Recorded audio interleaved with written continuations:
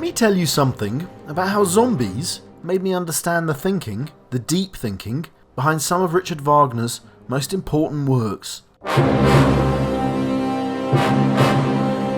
We need to go back to 1854, when Richard Wagner first picked up the rather hefty tome, The World as Will and Representation, by the German philosopher Arthur Schopenhauer. The encounter would change the history of classical music, no exaggeration. Wagner became obsessed by the book, constantly reading and rereading it. At the time, he was in exile in Switzerland. He had taken part in the revolutionary uprising in Dresden in 1849. Yes, Wagner had manned the barricades. The government in Saxony was unimpressed by Wagner's spirited performance and sought his arrest. The composer fled to Switzerland, at which point enter Schopenhauer's book, Pursued by Our Zombie Horde. Philosopher's brains. Schopenhauer saw a world where the concept of will drove every living creature, a plant, a fly, an elephant, ourselves. We're all driven to survive, to replicate, to eat. Our instincts are compelled by this fundamental aspect of nature, and it motivates everything, even inanimate objects. At which point, I could invoke Star Wars and the Force for an informed popular cultural reference. And don't forget, Lord of the Rings also offers an obvious comparison. But neither dig deep enough into Schopenhauer's pessimism. Enter, stage left, hungry zombies.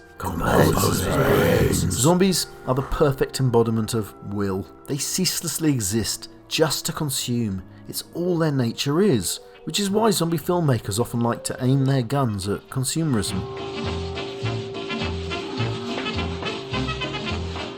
But understanding a little Schopenhauer enables us to see a deeper instinct driving not just the zombies, but we ourselves, all of us.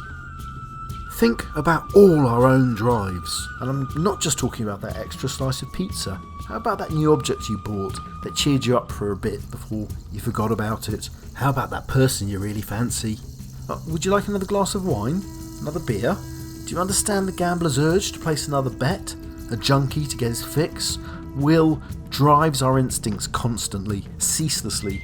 It creates urges in us that we try to satisfy, but which can never be satisfied completely. And in surrendering to our own urges, we become like zombies, ignorant and never satisfied consumers. Schopenhauer's thinking ignited Wagner. It changed his view of politics. Politics, the desire to impose one's will over others, was another iteration of will in action. Wagner now believed this constant striving was in vain. Fired by revelations from Schopenhauer's work, Wagner wrote, I would say, his single greatest opera, Tristan and Isolde. That work is suffused with Schopenhauer. In it, two lovers who wish to die consume what they think is a poison, but which is in fact a love potion. So, where they were once in love, they're now in love exponentially, and the results are pretty intense.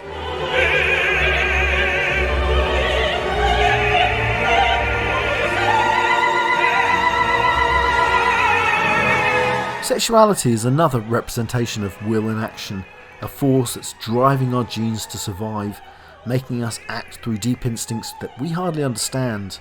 In the opera, these powerful basic instincts are massively intensified by contact with the love potion. Tristan and Isolde are driven to the ends of ecstatic insanity, delivered through some of the most sexually feverish music ever composed.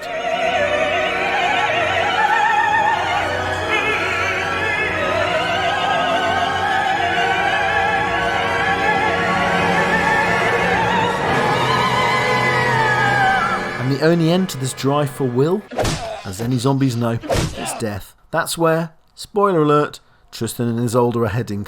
Although I've never quite understood how Isolde dies. She just collapses on the stage.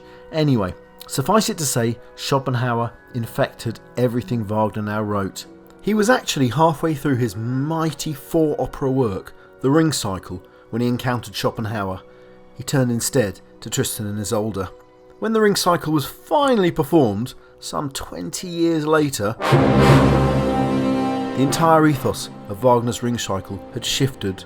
No longer was the cycle centred on revolution and the bringing down of the old gods for new ones. Now it was suffused with deeper, more pessimistic meditations on love and power. So, understanding a bit of zombies can be useful for understanding a bit of Schopenhauer, which can be useful for understanding a bit of Wagner, and perhaps also understanding a bit of ourselves. You don't have to be a zombie to have consuming passions. Please like and subscribe.